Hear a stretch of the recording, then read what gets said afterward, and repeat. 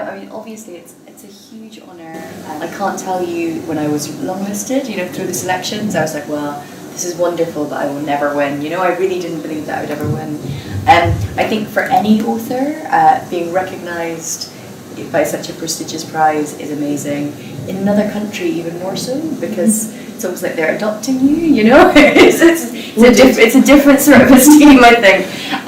But also for me personally, I don't know if you know, but my first novel is very autobiographic. So I grew up in council houses, went to schools that weren't great. So the idea that I went from that to collecting that award is, I said all of yesterday, I was like, I'm so happy and I'm so overwhelmed. And overwhelmed is probably the closest description I've come to it. But it's really, the biggest thing for me is that hopefully what it shows is, by the jury awarding the prize to a book about working class people, people aren't really spoken about that much in literature.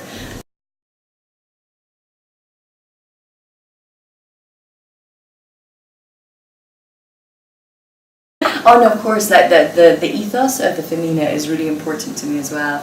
How lovely to be awarded a prestigious prize, but even more so if it follows your own personal passions and ethics as well, I think.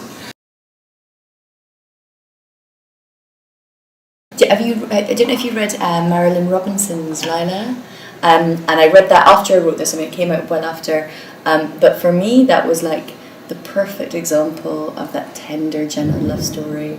So even though it wasn't the model for that book, it was a book that I saw what I hoped to achieve with Thirst. Absolutely perfect, done perfectly.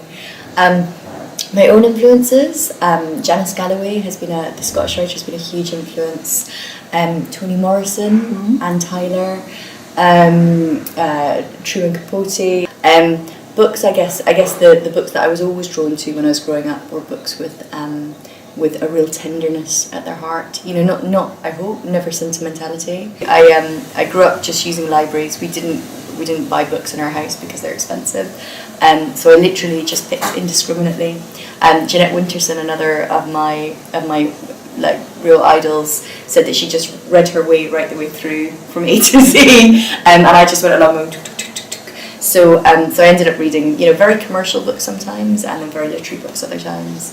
And I wonder if maybe what I write is a mix of literary and slightly more, sometimes more commercial things. Your character, Alena?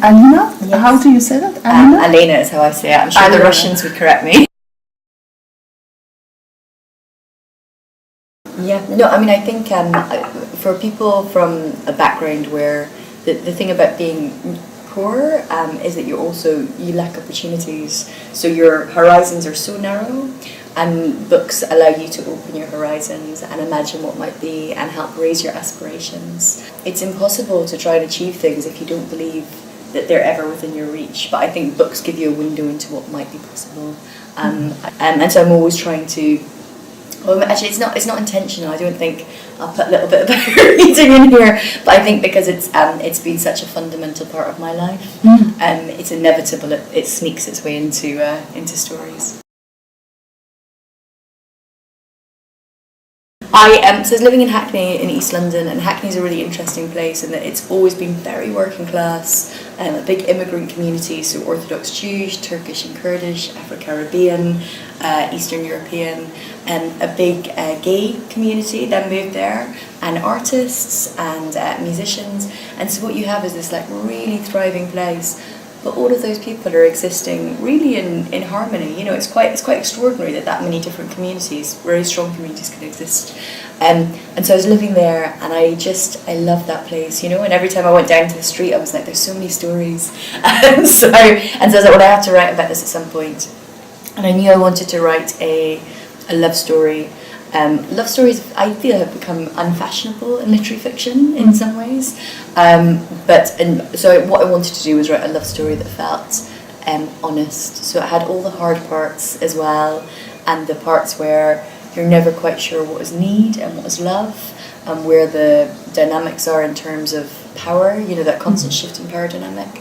And then the characters came to me. Dave was based on a man who lived opposite me, and he'd planted a rose bush in this like sort of wasteland outside of his flat.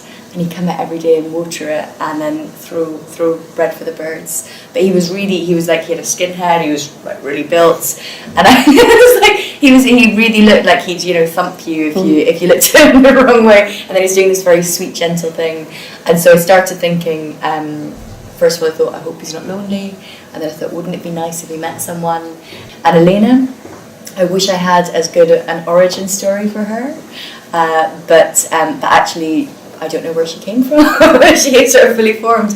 I was living in London though, and London is full of girls like Elena,